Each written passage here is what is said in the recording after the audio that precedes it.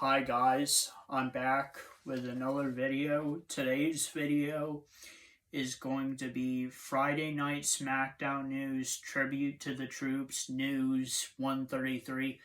Yes, this is a special Friday Night Smackdown because this is like the Friday Night Smackdown edition of Tribute to the Troops. This is the first time that I remember that they have done tribute to troops on an actual Friday Night Smackdown. So this is kind of a special show. So that's why I call it Friday Night Smackdown News, Tribute to the Troops, News 133. It's just a regular Friday Night Smackdown, but it's kind of a special because it's tribute to the troops. Typically, they do tribute to the troops in November, but they didn't do it in November for some odd reason, and they decided to do it on this Friday Night Smackdown, which I don't know why, but it's a tribute troops edition of Friday Night Smackdown. But anyway, let's get into it. So this ain't really too important to the show, but I put it as news anyway. First thing, War and Treaty start off Friday Night Smackdown tribute to the troops with America the Beautiful. The second thing is a first round match in the United States Championship Tournament. Singles match, Santos Escobar versus Dragon Lee. Winner of the first round match in the United States Championship Tournament and the singles match, Santos Escobar. Third thing, Randy Orton and Nick Aldis segment. Fourth thing, Cody Rhodes segment. Fifth thing, promo from Montez Ford. Sixth thing is a first round match in the United States Championship Tournament. Special guest commentator, Brad Nessler. If you don't know who Brad Nessler is, he has nothing to do with the WWE. He's actually a ESPN sports announcer. He's one of those. He calls the college football games. So if you've ever watched college football in your life, you probably have heard his voice. But he's a special guest commentator for this match. Also, JBL was on commentary as well. That's a little bit of other news, but JBL replaced Corey Graves on Friday Night Smackdown for this special Friday Night Smackdown tribute to the troops because JBL was the one who came up with the idea of tribute to the troops and to give the show to these veterans who watch WWE. So, yeah, that's why JBL is on commentary. But anyway, so it's a singles match, Bobby Lashley versus Karrion Kross. Winner of the first round match in the United States Championship Tournament and the singles match, Bobby Lashley. Seventh thing, Damage Control segment. Eighth thing, CM Punk returns to Friday Night Smackdown.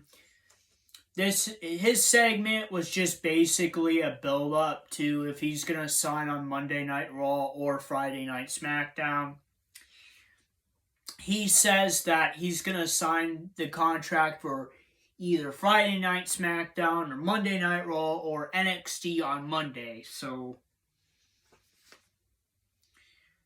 ninth thing, CM Punk and Kevin Owens segment. 10th thing, singles match, Charlotte Flair versus Asuka. Winner of the singles match, Asuka.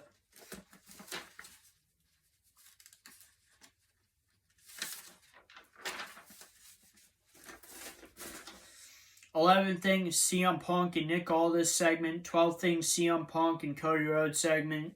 I'll talk about this segment real quick, but CM Punk and Cody Rhodes have a little segment with each other because CM Punk mentioned Cody Rhodes in his segment where he says, "I'm gonna finish my story.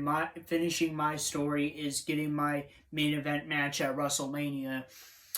And Cody Rhodes says to CM Punk, "Well, if you want to finish your story, you have to win the Royal Rumble."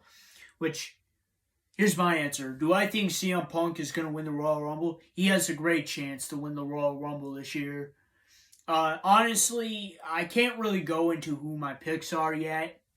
But they were estimating on who was going to win the Royal Rumble a couple months ago. A lot of people place odds on who's going to win the Royal Rumble. My pick to win the Royal Rumble is going to be Gunther, but I don't know if he's going to actually win the Royal Rumble. There's a few other guys I could mention, but CM Punk and Gunther are my picks right now to win the Royal Rumble. Other picks that I have, Drew McIntyre is a good person to win the Royal Rumble again. I don't really got anybody else. Maybe Big E, but Big E, like, I don't think Big E's returning because he's still out with his neck injury. So Big E is probably not going to win the Royal Rumble. But I have to say that CM Punk has a really good chance of winning the Royal Rumble. And that's who they might go with to win the Royal Rumble. But, yeah. I could talk about the Women's Royal Rumble real quick, but I'm not going to go into it. I'll talk more about it when I do the Royal Rumble, my predictions for the Royal Rumble. Here's the thing about the Royal Rumble. It's actually the first pay-per-view of the year. And for the past couple weeks, I've been saying that there's another WWE pay-per-view. There is not. Survivor Series was actually the last main event show for WWE this year. And their first pay-per-view is going to be the Royal Rumble. So I'm sorry for that, guys. I thought there was honestly another pay-per-view that they were going to do for December, but they are not. They're just going to skip right to the Royal Rumble, which would be January 27th of 2024.